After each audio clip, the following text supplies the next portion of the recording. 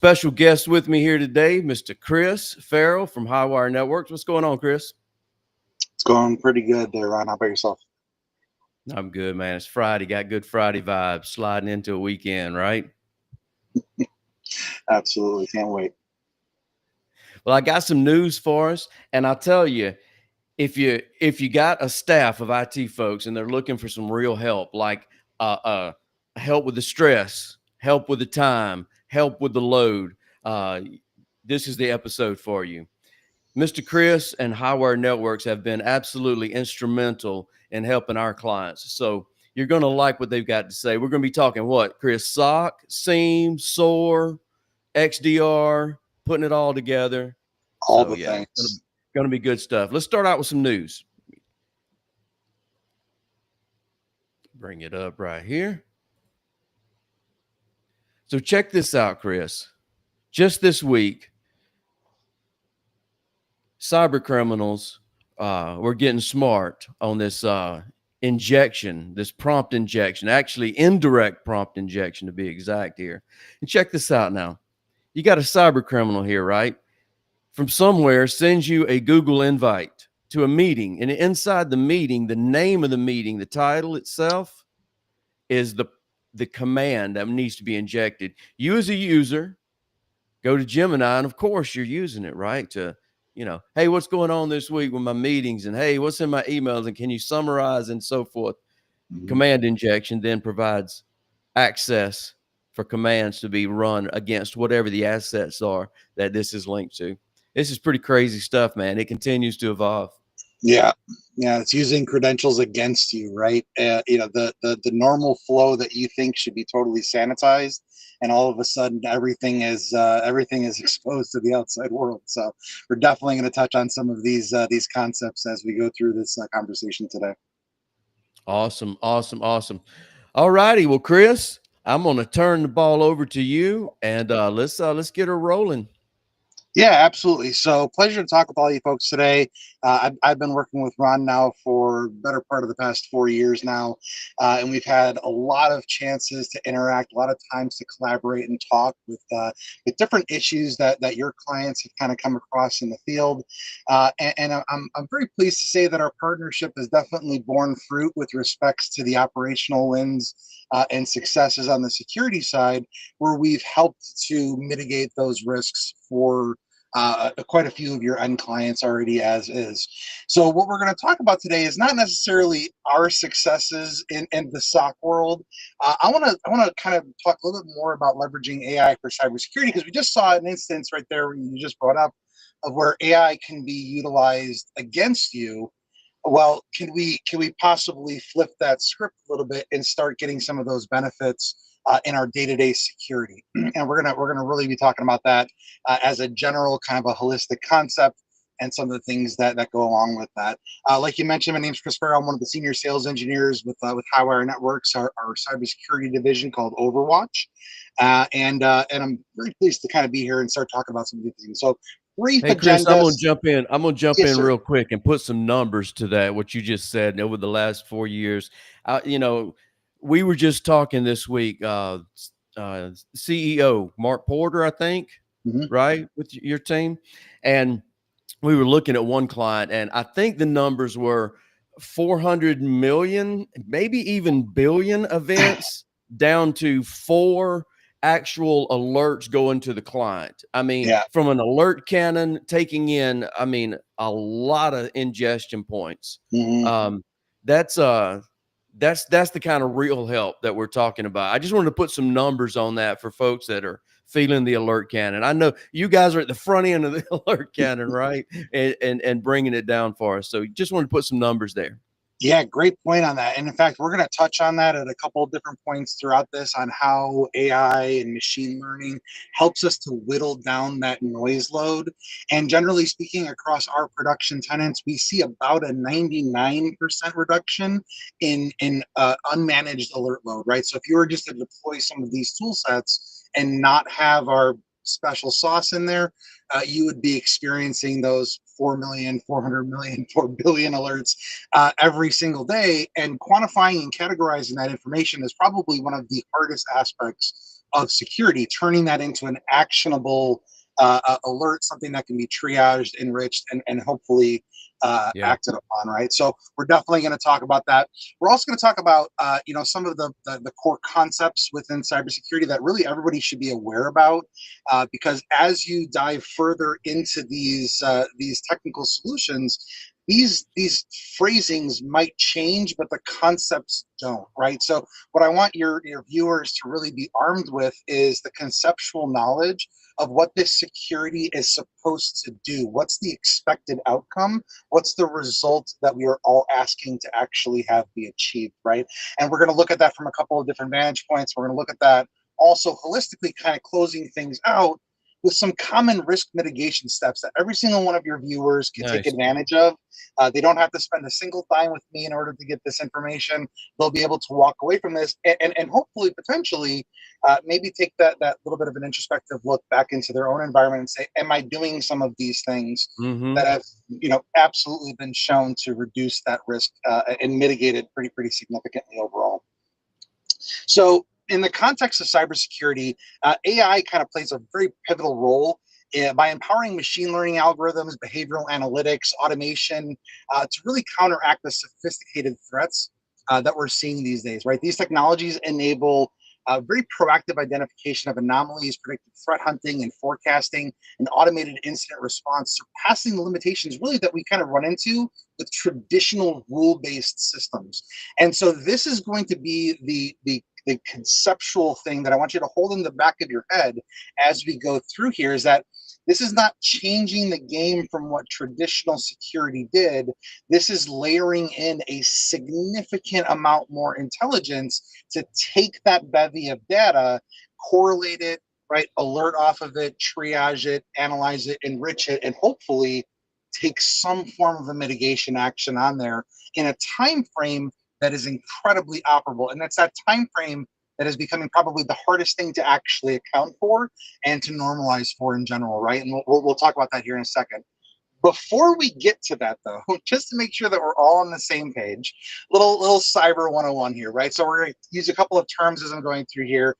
Breakout time, this generally refers to initial breach conditions to the deployment of the actual payload or the attack or getting what it is that they're actually looking for, right? The attacker's operational outcome is what they're looking for, and that's that breakout time period, right?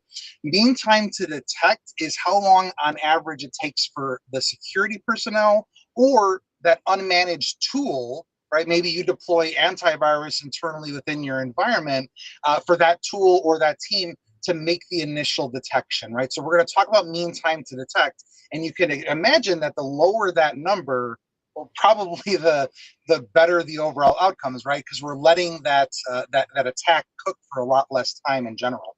Mean time to response then is the other side of that equation, right? It's saying, okay, if on average it takes us this long to detect the bad activity, on average it's taking us this long to mitigate the bad activity, right?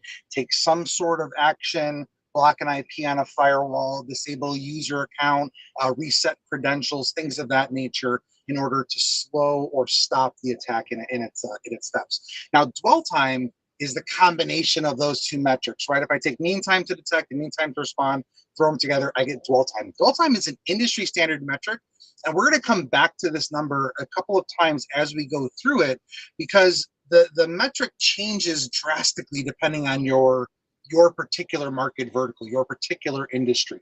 And it all has to do with what the attacker's objectives actually are.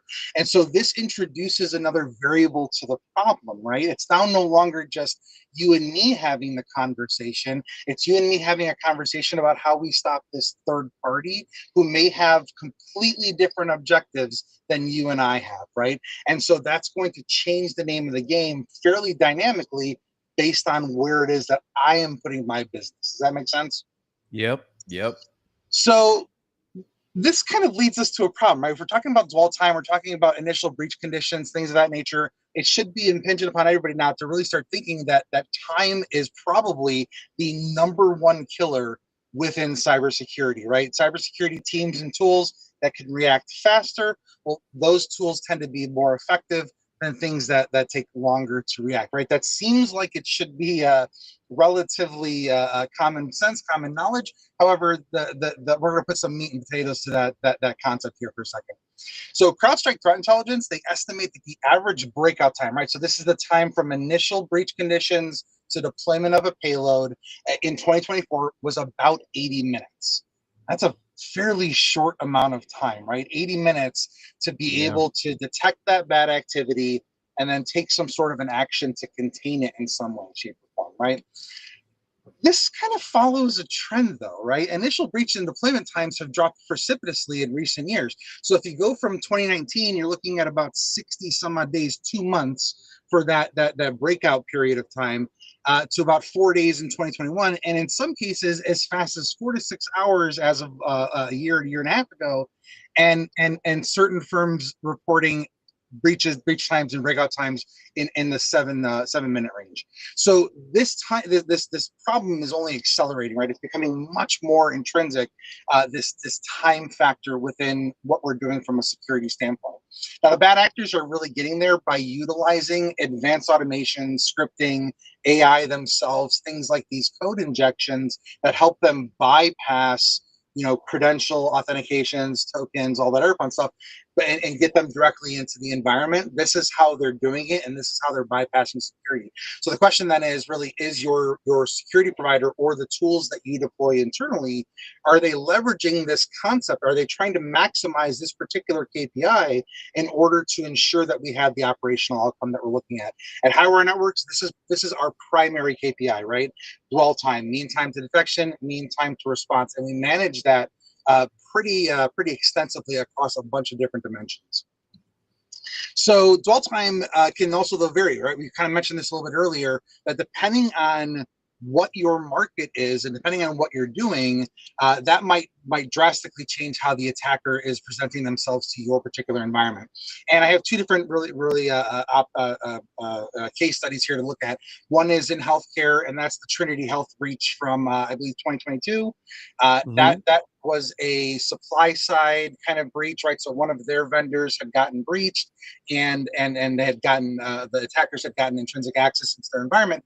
But because they're a healthcare facility, the intent wasn't to bring them down, right? It's not to crush them and hold ransom over their heads. The intent is to exfil as much data as possible, right? Right. Patient care data, donor data, and employee data is some of the most expensive data on the dark web. Right, a complete health dossier goes for $200 to $2,000, which is an insane number when you think about a valid credit card number is only $5, right? So Wow. Yeah. there's value to be had there in the information, and then there's value to the attacker in being as stealthy as possible, right? Being as slow burn as possible, so that way they're not tripping off certain alarms, and then to stay in the environment, persist in that environment for as long as possible. And we're seeing that general kind of dwell time in that attack at about 97 to 100 days. Now, if that's the general, if we can just take that as a concept for all of healthcare, if the average in healthcare is 100 days, in which case it's actually a little bit higher, it's closer to 200 days. But let's just say the average is 100 days. If you gave me 100 days to sit within your hospital network, Ron, is there a single thing that I wouldn't be able to get away with? A single bit of information that I couldn't steal from you, right? Yeah, you'd have a lot of time to work with, wouldn't you? A lot of time to work with. So this is why mean time to detection and mean time to response are super important in cases like this, to minimize the extent of that breach, right? To mitigate the overall cost of that breach. Now, Yep. healthcare objectives, though, they prioritize data value, whereas like manufacturing, things like that, prioritize exploiting the IoT environment in order to gain as much access as fast as possible to bring the environment down, because your production environment at that point is what's Yep. generating you money. That's going to be your incentive to release that production environment, so Yep. that way you can get back to work, back to making money. And so in the case of the North Hydro attack, we're looking at a dwell time that was less than 24 hours before the Wow. initial attack, the initial breach was actually launched, right? So the ransomware that was deployed that brought the entire network down, that caused them to kind of pivot and change. And we're going to talk about what each one of their responses in each one of these cases were. But a really important question that I want to ask every single one of the viewers is, how would a potential attacker view your specific environment? What about your environment is intrinsically valuable? And would this be a fast attack, or would this be a slow burn, right? I'm trying to stay within there as long as possible, or maybe somewhere Yeah. in between. What are those crown jewels? What would they be going after you? Because if you're a business, well, you're making money somehow. And if that's through IP, they're going to want to steal that IP. Are we protecting that with data leak protection? Are we looking at that from a couple of different vantage points, right? So there's a lot of different questions that everybody really should be asking themselves. Are we prepared for these types of problems? I would add, Chris, that Mhm. how hardened is the access to your backups? Because as you mentioned, the breaking in, let's get it done. Let's move laterally. Let's get as much access as we can. Boom. Now we're ready. But really, it's let's get in, find, spread access, find them backups, right? Because if Yep. they can't find the backups, if the backups are like, it's what we recommend if they're either uh, completely immutable Mhm. and remote. So that even it takes a lot of process in Right. addition to just the tech to be able to actually delete a backup, right? You want Right. to be very serious about those backups, because a lot of times these things happen, and you know what, they move on because they know it doesn't make any Yep. sense if they can't get to the backups. Too hard, move on. There's another sucker down the road that's not as mature in their security and leveled up. Right. Or they think that maybe you're not mature and you don't have those backups, right? So they go ahead and proceed with the attack with the assurance that you're gonna be bent over that barrel, right? You're not gonna be able to restore from backup because I didn't find anything.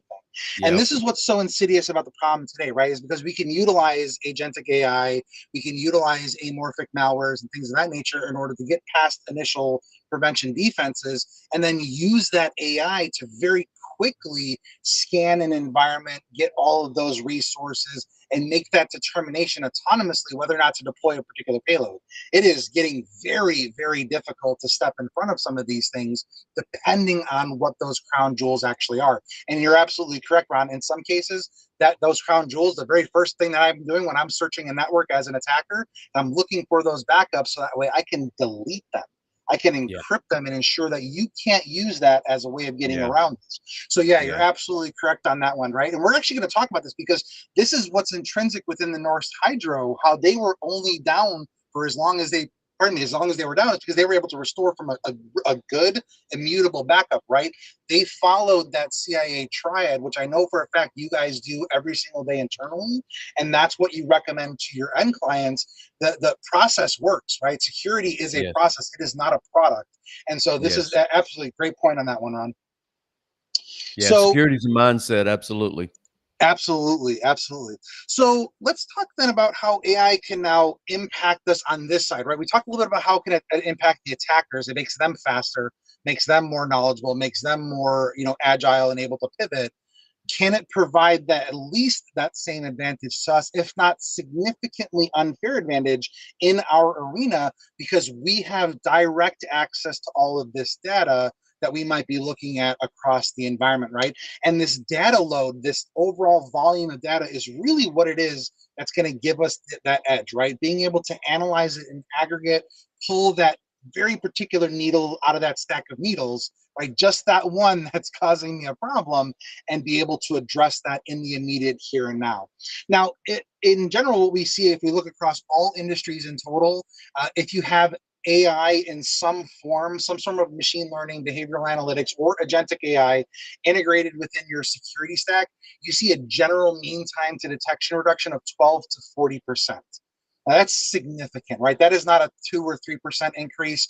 That could be potentially dropping your detect times in half, depending on what types of tools you're using. And again, this is singular tool in singular environment, not multiple tools feeding multiple analytics environments, where we start to get some correlation and we start to get some expounding of those gains, right? So 12 to 40%, that's nominal.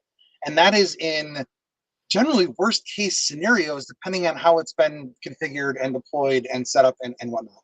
Mean time to response reduction, significant as well, down 50% in most cases, right? And this is, again, this is just general. We look across the entirety of the industry, not a specialized SOC.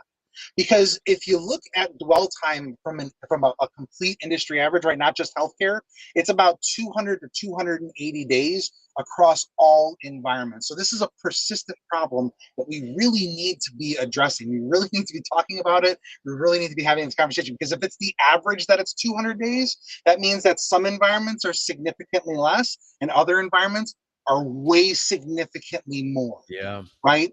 And again, this compounds that risk factor, this compounds the potential cost of that breach by how long those people are allowed to stay within there. Now, if we shift our lens from the entirety of the industry and just look at managed security providers that are in that top tier, right? If you go to look at, Frost and Sullivan, Forrester, Gartner, things of that nature, you look at the biggest names in the industry, they're going to be posting numbers that are similar to that second bullet point, right? Mean time to detection, usually under an hour. Mean time to response after the detection was made, usually in a couple of minutes, right? And so this is going to be the advantage that qualified managed services brings to the table, is to take that first bullet point and reduce it to what that second bullet point is bringing to bear. Now, Yeah. internally, we have a little bit different numbers overall.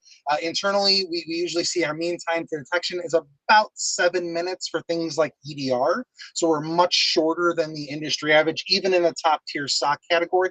But we can definitely expand upon why that actually is and what layers of AI we're using to really kind of achieve that specific result. But understand that internally at our SOC, this is our number one KPI, mean time to detection. If you don't know that the bad activity is happening, you're never going to have the opportunity to be able to stop it, right?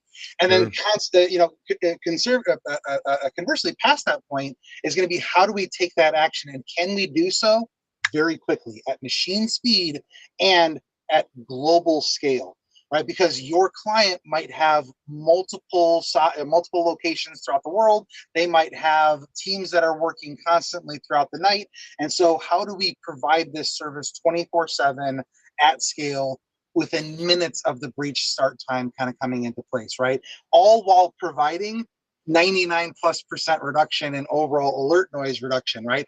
How do you do that? The only way is AI. It's literally the only way of doing this. Now, we've been on this bandwagon for about 5 years now, so we're definitely not new to the equation.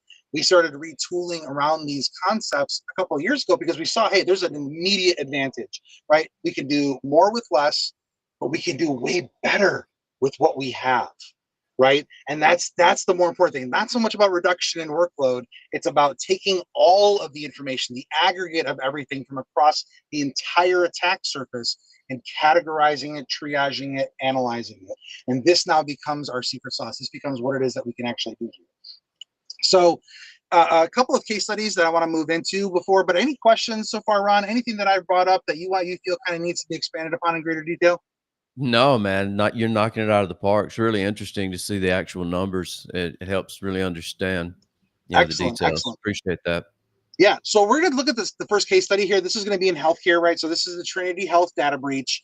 This started as a supply side attack, right? So this was one of their vendors, specifically Blackbaud, had a breach within their system. I believe it had been tracked back to a phishing email. This is actually going to be a common thread that we're going to see in both of these attack scenarios. So this is a slightly out of band way of saying email security is super important, and specifically email security platforms that look for phishing style attacks, right? That have AI built into them that can do semantic analysis, can do link analysis, relationship based analysis, right? Take a look at how this email interacts with the environment itself, not just the tags on the email and whether or not there's existing threat intelligence telling us that it's a bad sender or a bad file or something like that, right? That's very reactionary.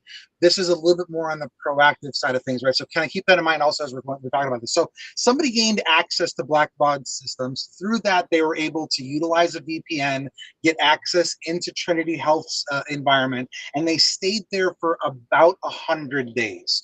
And in that 100 days, they exfilled 3.3 million records. This was donor records, this was patient data, this was employment data, right? So this was all the intrinsic PII and PHI that any healthcare system is supposed to kind of be responsible for. The cost is estimated at anywhere between 10 million to 1.4 billion dollars, which is wild as a cost of the breach, right? So, and either side of that spectrum, right? Most companies can't absorb 10 million, let alone 1.4 billion dollars. We don't know because it's kind of undisclosed. But what we do know is that they had some monitoring in place, but that their retention policies on that security data to be able to go back in time and do a historical analysis, do a regression, do an AI-based, machine learning, behavioral-based analysis on the activities in the environment was woefully deficient.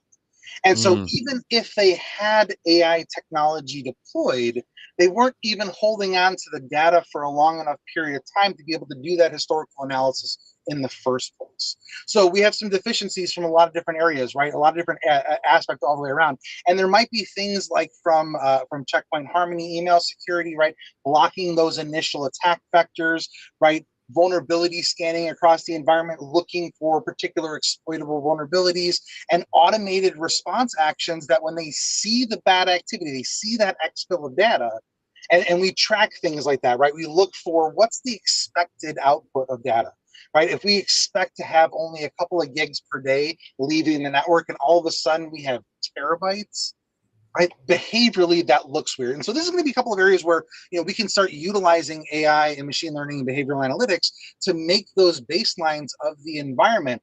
In cases like this, we would see that activity almost immediately, right? That abnormal activity, that data transfer that's outside of business time, that access from maybe a geolocation that they've never been accessed before. We would see this from multiple different vantage points, right? And this is the idea behind defense in depth, utilizing correlation, utilizing multiple tool sets, feeding them all into a singular platform that can categorize them, right? And leverage that AI at multiple different layers in order to pull out just what we need to be able to see, to be able to react as fast as we possibly can. So I agreed. think this particular instance, right, we can see, well, the idea, the objective of the attacker is to stay in the environment for as long as possible and exfil as much Sure. data in a healthcare environment. You better be observing the overall data outflow out of an environment, right? We usually monitor things like the firewall in order to track that. That gives us historical points of introspection. We keep that historical data for a full year in hot memory.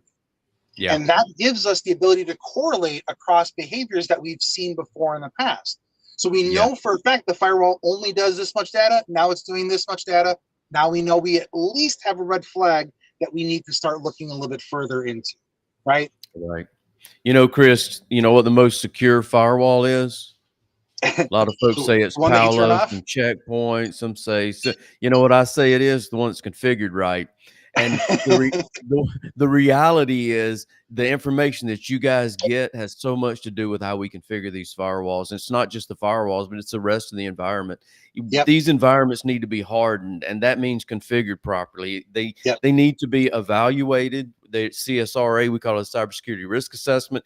You need to see how much PII is in the environment, Right. what you actually have at risk, because the time after the breach is when these questions get asked, Mm-hmm. and you don't want them to be asked. Let's ask them before the breach, right? And Right. let's make sure your environment's hardened so that if there is something, there's more time. In other words, it's harder for lateral movement that somebody's in your environment. One of the big examples that we use often, that we've seen work, is canaries. Mm-hmm.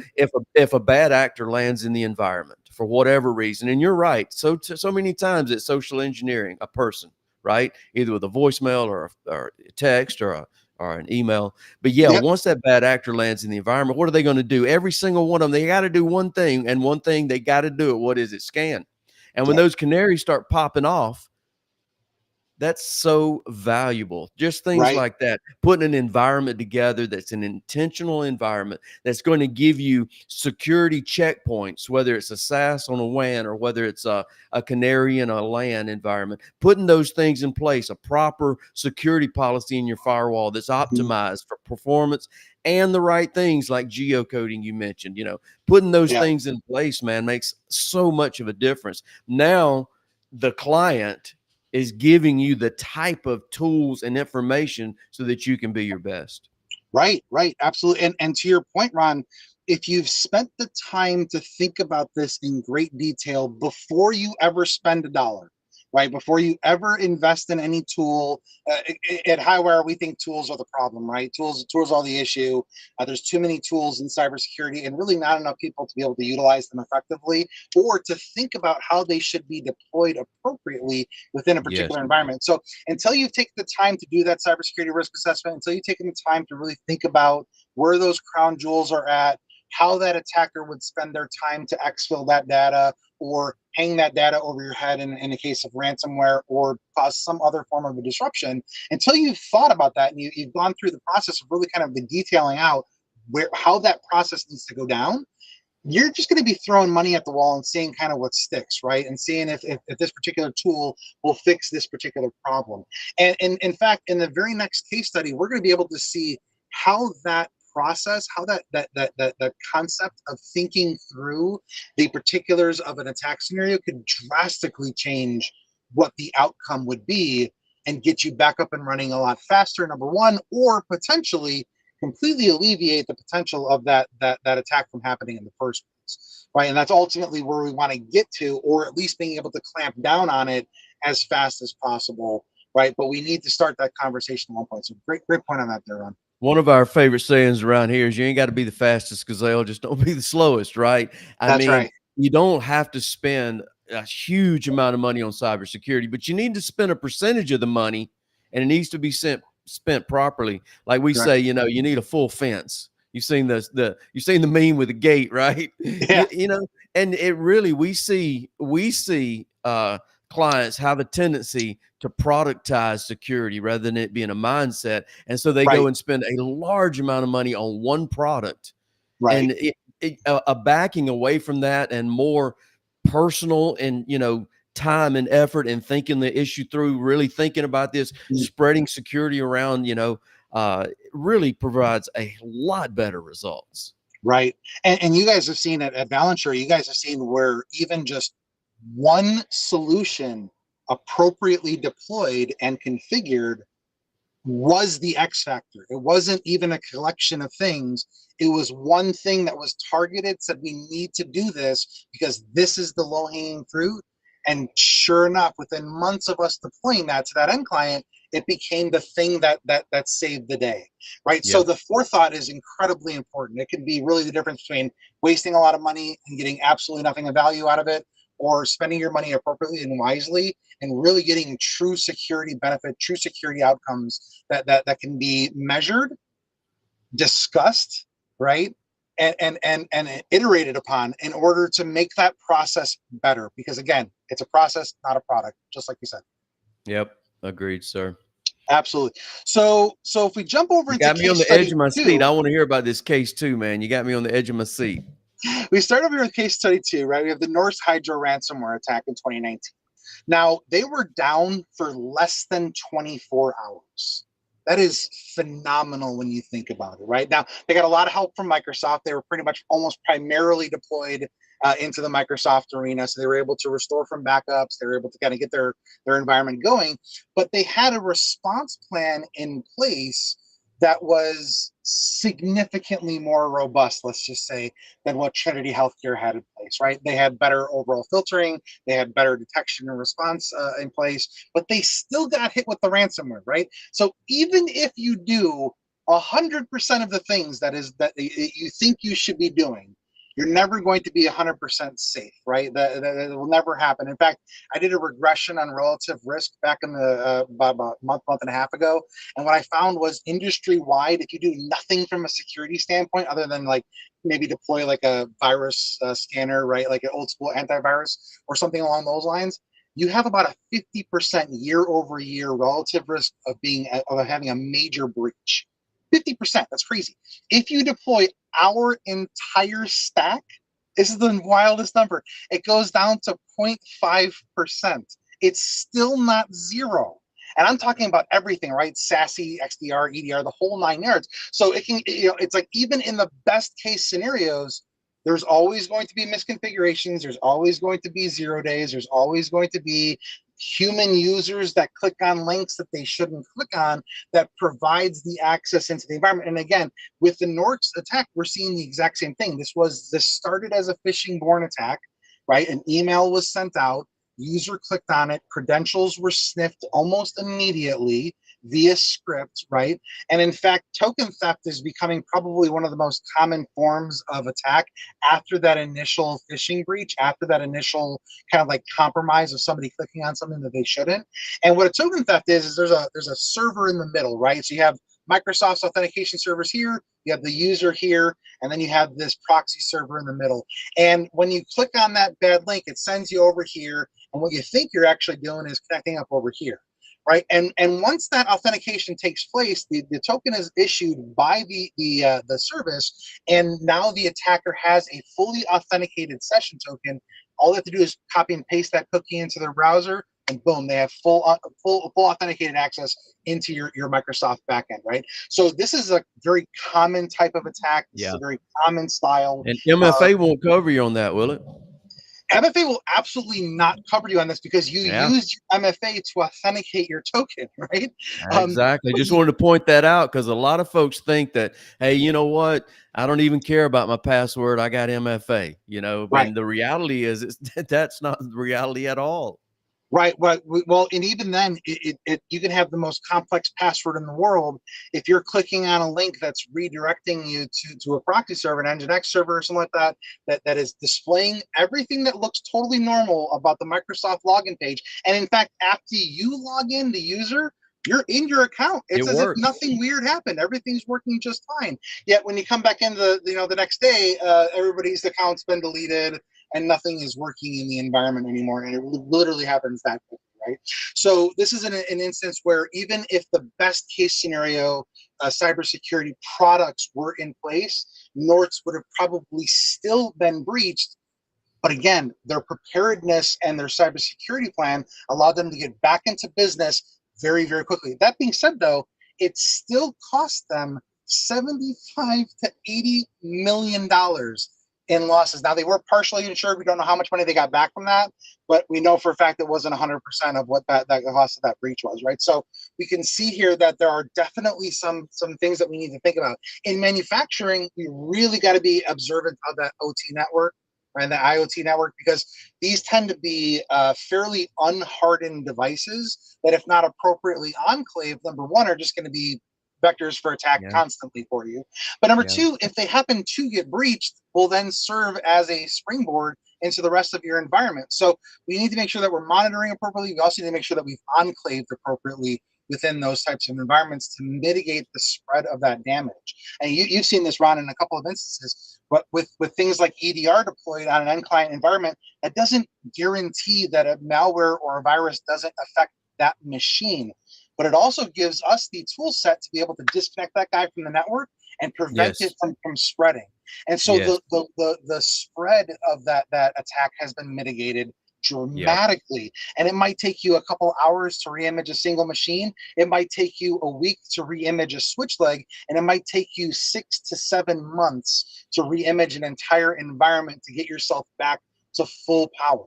Right. So even though the overall dwell time for this Norse attack was only 24 hours and they were able to effectively start operations again, it took them months to ensure that they had everything cleaned out, to ensure that the computers that were affected were 100% back and ready to go, to ensure that their backups were immutable, right, confidential and available again, right? All of those fun things and get themselves back into it. And this is why it cost them $75 to $80 million, right? So this is, Wow.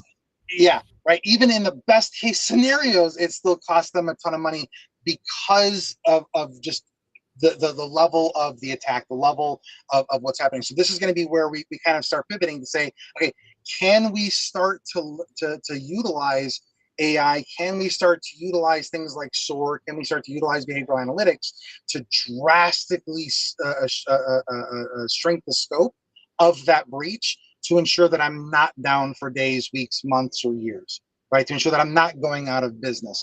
And so I think that that's an incredibly important aspect to kind of keep in mind overall. So that kind of gets us over to the cost of inaction. We kind of touched on this as we went through, so I don't want to beat that dead horse. Just understand that regardless of what you do, regardless of the industry that you're in, regardless if you have $5 in the bank account or $5 million in the bank account, that's the money that they will ask of you, right? Because one of the very first steps in any breach is to find the financials. Because if I can find the financials, I know exactly how much I can squeeze you for before you break. Because my goal is to get money, right? My goal is to extract as much value out of your environment as possible, whether that's in the form of data and IP or the form of holding ransom your data and your IP for ransom and getting you to pay me money for that. And then potentially even follow-up ransoms where I say, hey, do you want me to delete these backups that I've made of your data so that way it can't be used against you in the future, right? So it's an extortion racket. This is crime, right? So you have to put your thinking cap on and think of all the ways in which they're going to take advantage of you. Just like I said, if you haven't thought about what those crown jewels are, if you haven't thought about the ways in which the attacker is going to come at you within your environment, you really need to start doing that. So this kind of gets us over to some common risk steps and mitigations that everybody really needs to start thinking about. Number Hey, one, Chris, there's two types of people, man. There's yep, those who have been ransomware, and then there's those who haven't. And if you've gone through it, the uh I guess the mugging feeling, the getting yep, something stolen while you're gone feeling, the face to face with someone who's literally ransoming your baby. If you're a business owner, man, yeah, that's your, I mean, it's like a child to you, I mean, and it's a really, really negative thing. I'll tell you, man, it's one of the things that really energizes me personally. I, I don't know if I've told you this story before, but I'll make it real quick. We had did an outstanding job of a network upgrade, basically some multi-homed internet redundancy with some BGP stuff, and tested it. Man, it worked good, and it was especially challenging because there were some inner workings with AT&T, and other ISPs wouldn't send them their traffic, so we had to do some programming. But anyway, I was proud of the job. I was feeling good about it, and we got a call to Sunday. And I'm thinking, okay, well, maybe I missed something, and boom. But you know what the question was? Hey, any of your server guys good with encryption? Can unencrypt some stuff? And man, just going through that process yep, was like completely game changing for me personally. And now, yep, man, the one of the most rewarding things that I do is I get to help real people, real business owners, real C-level CISOs, real individuals save the business, mm-hmm, you know, protect those kids that are depending on the folks that are right, there working, your employees. This is serious stuff, man. The number one, Bear Bryant said it best, the football coach, right? Offense sells tickets, but defense wins what? Championships. And you right, got to get this security stuff right. And with the tools that we've got now, with the ability to be able to get this stuff at an affordable price now, there's just no reason not to level up. right. I agree with you 100% on all that. Right. At the end of the day, there has to be some form um, of urgency within everybody's mindset, because what it comes down to one simple fact: if you make profit, you're a target. Yeah, You absolutely. own something, somebody else is going to want it. And if it's open and exposed to the internet, it's a target, right? You asked earlier what's the safest firewall. You said the most configured one. I said the one that wasn't turned on, right? You So got me, Chris. You got me on that. It's true, man. It's if crazy with these firewalls, if firewalls. Even what we deal with this all the time. If they have a public IP address and port 443 open to the internet, Yep. because you know what? Guess what? We want a VPN, which is a completely normal request for a lot of business. It's astounding the amount of attacks that are just non-stop all the time. I know we're all feeling on our texting, and the spam calls are through the Yep. roof, it seems, these days. And Yep. a lot of the attacks are coming at people. Vishing is seems to be really, really just voice tricking people, social engineering, change my ACH, that's Yeah. type stuff. Well, and it's funny that you mentioned that, right? Because that's actually one of those areas where your generative kind of like AI, your LLMs are really, really becoming a problem. Because back in the day, it used to be pretty easy to actually spot a phishing email, right? Because the grammar was off, the syntax was bad, wrong word choices, things of that nature, and it stood out. It was weird.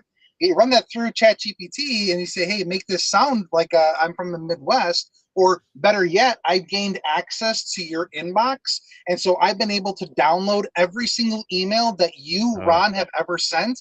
Let me go ahead and train my LLM on all of your emails and have it craft an email in your voice, cadence, and text, right? scary, Because man. that's a possibility, right? So like this is the world that we live in. We better be doing stuff in order to catch that type of activity, or else we're really kind of like missing the mark, right? So there's some common risk mitigations that I really wanted to talk about, though, because I think these are things that really kind of hit the nail on the head. Number one, we've already talked about this: develop a security plan, document it, right? Document everything. Every single time you have a conversation with Ron or Valenture's team, document that meeting, record it, do a transcript of it, do annotations to it, and make sure that it's in a place in your environment that everybody can gain access to it. The people, I should say, everybody that needs access to it should be able to gain access to it. Because what will happen is there will be turnover in your environment. There will be somebody who gets fired, right? Somebody else who gets brought in,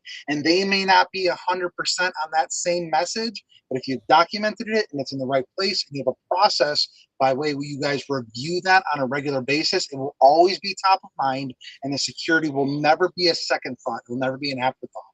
Uh, we already kind of talked about this one also. Enable MFA organization wide. Now, we already said it's not the magic bullet, but it does account for a 98% reduction on the spray and pray style attacks, right? So if you look at industry wide, massive amounts, 99% actually, massive amount of attacks are stopped right at that point, right? Because they're trying to do some credential stuffing, they're trying to do some password guessing. As soon as they get that prompt that's up there, maybe they haven't gotten that far to get a keylogger or to get a token theft scheme in place. So they see that pop up, they stop, right? They move on to the next easy target, because there's going to be other people who have not done this and who are the easiest of easy targets when it comes to just spraying and praying passwords and getting access to someone's environment. So if you're listening to this right now, do yourself a favor. If MFA is not ubiquitously turned on throughout your entire environment, on every single connected application, every single connected service, every single infrastructure device that you have, you're doing something wrong. Stop this video now and go turn it on. Or better yet, call Ron's team, have Ron's team help you turn that on. Make sure you do it appropriately. That way you don't lock people out of their accounts, right? Thanks, Number Chris. two, or number three, adopt a secure password manager. And Agreed. in a lot of cases, if you can get it through your MSP partner, get it through your MSP partner and have it be a managed enterprise class solution where you can have a central repository, a central vault of your encrypted passwords that you can access if someone gets fired, someone decides to die on you, someone decides to take a promotion at another company and didn't tell you, and yet though that's the person that's got all the access to my backend, that's the person that's got all the access to my infrastructure. Well, now you can gain access to that password vault. But more importantly, on the day-to-day operation of every single one of your employees, you can ensure that they're not typing in password 123, number one, and number two, that it's appropriately of absolute perfect length, and any kind of tokens, any kind of additional information that might be shared to that machine for access to that website is stored in the encrypted vault as well. So even if somebody gains intrinsic access to your machine, they can't just dump your password hashes and be able to use those to go through to other environments, right? So kind of important there. Conduct regular vulnerability assessments and patching. If you don't have automated tools like Data RMM or some other type of patching solution that can do automated third-party and OS level patching, you should deploy that within your environment fairly quickly, and it should be a managed service that your MSP helps you support, right? Because if they're the ones that are helping you with the infrastructure, they should also be the ones that are kind of in charge of ensuring that patching is done. But the proactive patching alongside proactive and continuous vulnerability scanning and assessment is a major factor in reducing relative risk ratios across all industries. Doesn't matter where it is you're at. This is incredibly, incredibly important. Again, you can't fix the things that you don't know are problems until you actually get to them. Hey, Chris, I want to say something on the RMM real quick. I Yeah, completely absolutely. agree. This really helps us, you know, to in response mode, right? To actually lift the weight, because when these calls come through, there's some follow up that's needed, and if we don't have a good RMM in place to be able to access those end devices, to be able to do the follow up work, right? Right, It really inhibits our ability to do the actual lift of the load and the stress right. on the, in the response of some of this stuff. So very important Absolutely. there. Absolutely. You Incredibly get a important. good one, make sure it's got automated scans on it, make sure it's solid. That's a very key piece of security there. Absolutely.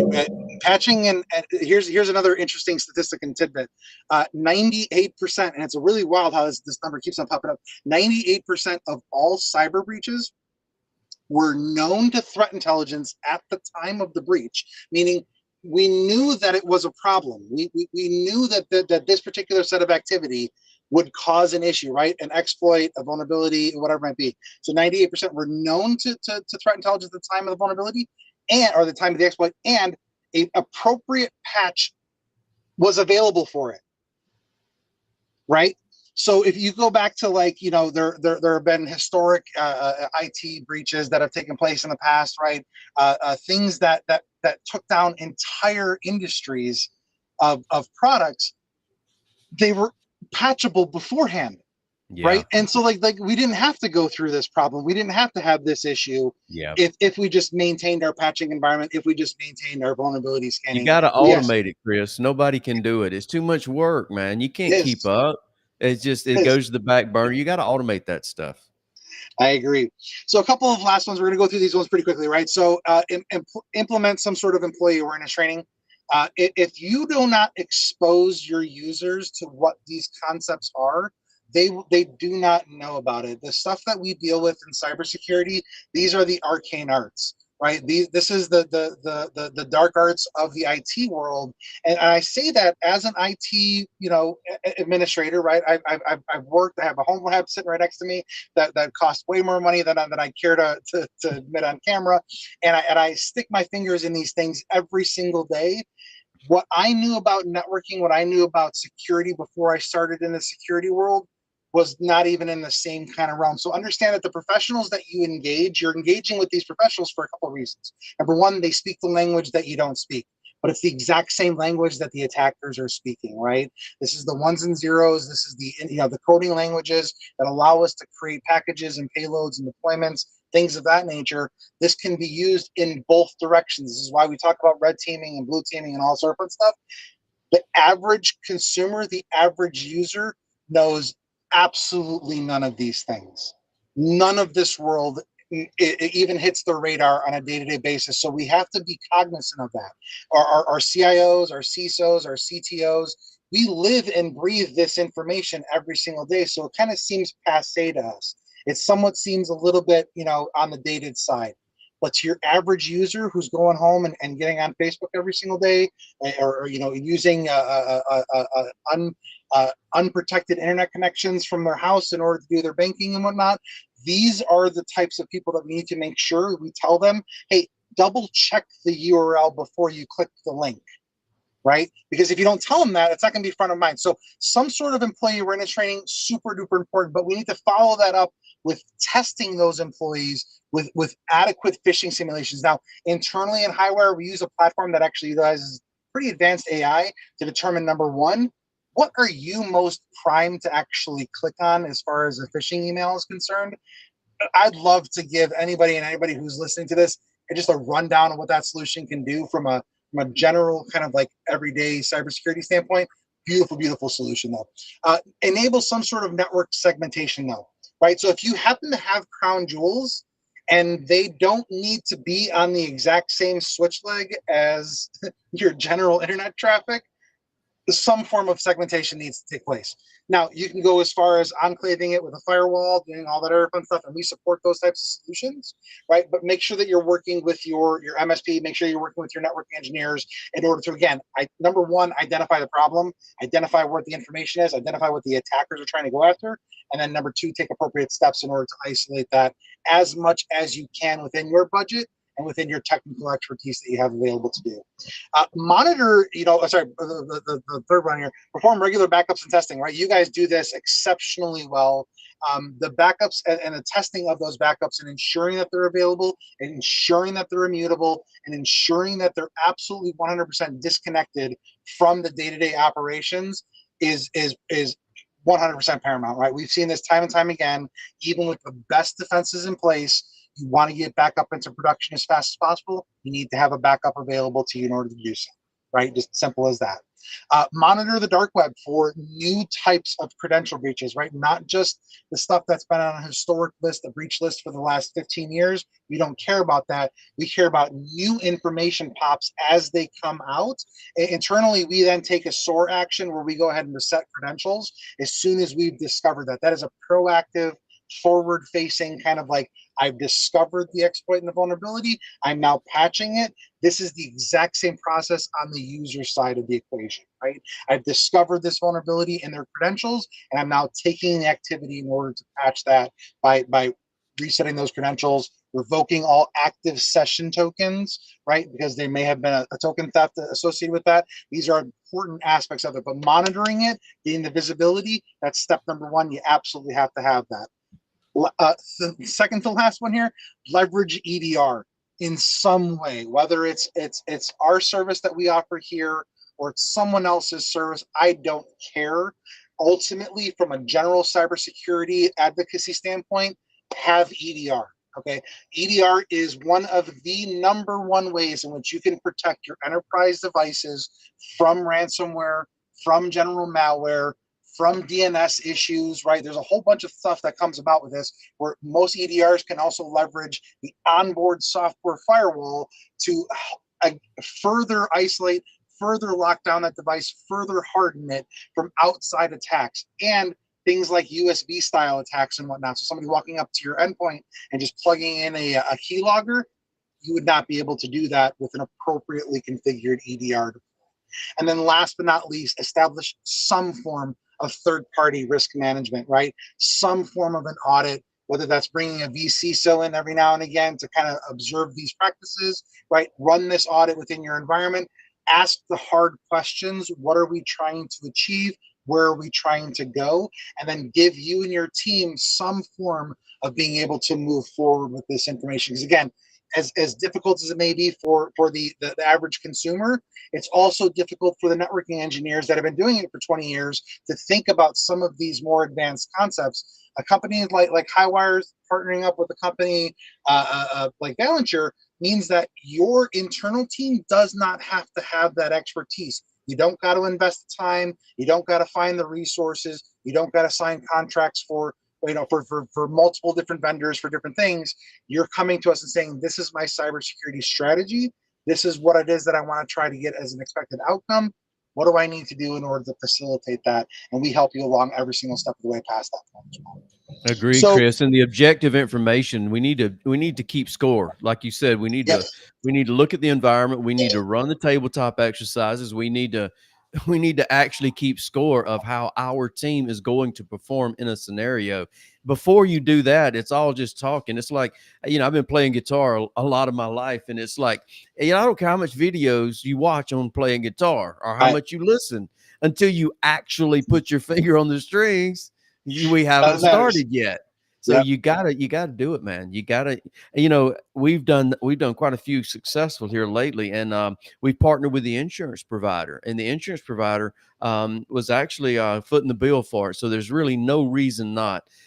Insurance companies love to do it. That it's really you bring everybody on board. Chris, your team, we tested you guys as part of it because as part of the event, we look and see, is it caught? Do we do the responses? Do we follow the run book? Did everybody know what to do? The IR plan, it really is super valuable. Just want to add that in there. And can I ask you, were the results decent? Did we pass You guys did muster? great. Absolutely. Okay. You guys did great. We appreciate it, man. Yeah, absolutely. And for your viewers, the reason I asked that question is we specifically ask our partners and our end clients, if they're going to pen test us, don't tell us, right? Treat Yeah. us as if we are, in that breach scenario, and see what our response is if you're pen testing us, right? Yeah. If you're pen testing the environment and you're trying to do this for audit purposes, it's usually useful to let 1 or 2 security engineers know, so that way they don't trip the alarms and say, the world is falling, everything is, needs to be shut down and completely isolated. So in those instances, right, we want to make sure if it's like a live kind of a breach or somewhere where they're trying to pass a payload or something like that, not just trying to get intrinsic access, that you do at least let 1 or 2 people know. But generally speaking, like myself on my side of the equation here, I don't even know that those types of things happen, right? So we like that, because that means that we're doing the right things on the back end. That means that our engineering team is on point. And also, I would imagine, even if it wasn't 100%, even if that pen test came back with some opportunities on our end, I'm sure there would be absolutely no issues with being able to share that with our internal devs and ensure that we actually made the appropriate changes to address whatever those types of concerns are. So again, glad that we got good marks on it, but even if we did, our job is to respond to it. Opportunities, that's like you said it, opportunities to improve. It's really about just an opportunity for everybody to improve. Create the hour, create the 2-hour block. Let's get after it. Yep, absolutely. So I wanted to close it off and ask you, Ron, were there any questions, anything that you wanted to discuss in addition to what we kind of went over? If you wanted to get a little bit more in depth about the particular stack, I know we're kind of coming up on an hour for the overall kind of video here. So just want to leave this off with you and kind of see where you wanted to take it from here. No, Chris, man, you killed it. I appreciate you coming and sharing. Very valuable, very valuable. It's been a solid hour. I think we will cut it there. Let me one quick thing for folks that are liking what they're seeing and maybe want to go and see it after the event. It's going to be here on our LinkedIn page, our Valentia page. You can follow the page here. You can go over to our Valentia page here on YouTube. As well as on our actual website, and see the event here. I'd also like to point you to our hands-on lab weekly lunch and learn. That's been a really good time, Chris. We've been getting our hands dirty in the lab. I'm an engineer, man, right? Yeah, I believe nothing compares to just getting in there and doing it and working with it. You won't learn it any other way. In it. That's right. You got it. You got to play that guitar, man. You got to pick it up and just get after it. All right. Thanks, Chris. Thank you so much, man. You have a great weekend. You too, sir.